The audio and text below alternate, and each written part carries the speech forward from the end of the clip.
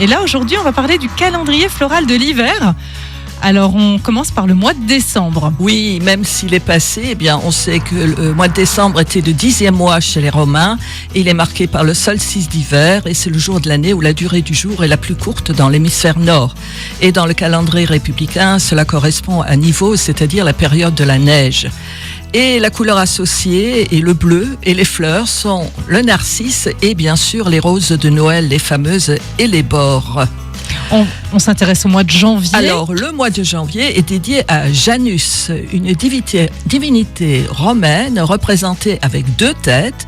L'une regarde vers le passé et observe l'année qui se termine, et l'autre regarde vers le futur et prie pour que l'année à venir soit fertile et heureuse. Il était donc logique que janvier termine l'année comme ce fut le cas pendant longtemps, ou bien commence l'année comme c'est le cas aujourd'hui. Alors, dans le calendrier républicain, ça correspond à pluviose, la période des pluies. Bah oui. On n'a qu'à regarder par la fenêtre. C'est vrai. Et 2 fleurs sont citées. L'œillet, qui est le symbole de l'amour, de la fierté, de la beauté, de la pureté, la distinction et la fascination. Et la fameuse perce-neige, qui est le symbole de l'espoir avec ses petites clochettes blanches maculées de vert. Et ces fleurs précoces ont la particularité de pouvoir s'épanouir à travers un voile de neige. Ouais, c'est toujours très joli. On continue avec le mois de février. Oui, le mois de février est dérivé du latin februarius. C'est le mois des purifications avant le renouveau du printemps qui nous attend au mois de mars.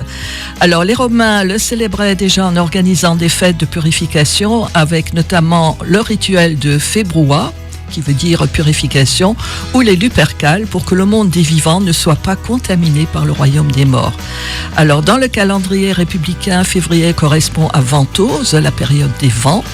Et les fleurs sont la violette, dont la tête toujours un peu penchée symbolise la modestie, l'iris qui symbolise la foi, le courage et la sagesse, et l'orchidée, dont il existe sur Terre plus de 28 000 espèces, Nadia. Et l'orchidée, ça a une origine surprenante. Oui, le mot, ça vient du latin orchis, lui-même emprunté au grec orchis, qui signifie testicule. Voilà. Alors, l'orchidée incarne donc la beauté suprême, la splendeur, la sensualité, mais aussi la fertilité, la fécondité, la maternité et même, paraît-il, la virilité. Tout ça. Voilà, elles parlent d'amour et de séduction et elles sont considérées comme des fleurs romantiques. Et en Chine, par exemple, les orchidées sont cultivées depuis 3 millénaires et réputées pour leurs vertus médicinales. Ah ben voilà, on en apprend tous les jours. Grâce à toi, merci beaucoup Arlette.